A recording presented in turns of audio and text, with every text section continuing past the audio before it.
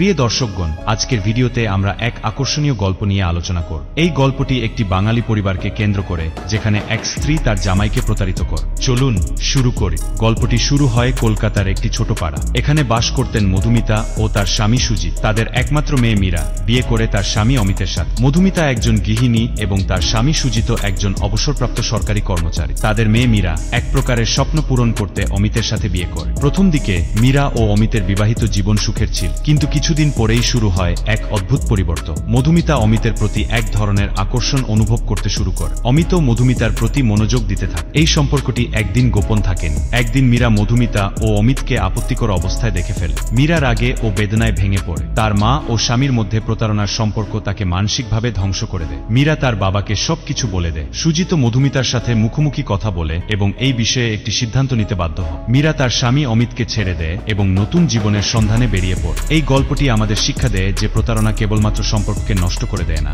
বরং মনোবলও ধ্বংস করে দেয়। আপনাদের কি মনে হয় মীরা ঠিক কাজ করেছে? কমেন্টে জানাতে ভুলবেন না। এই ভিডিওটি যদি আপনাদের ভালো লেগে থাকে তাহলে আমাদের চ্যানেলটি সাবস্ক্রাইব করতে ভুলবেন না এবং লাইক দিতে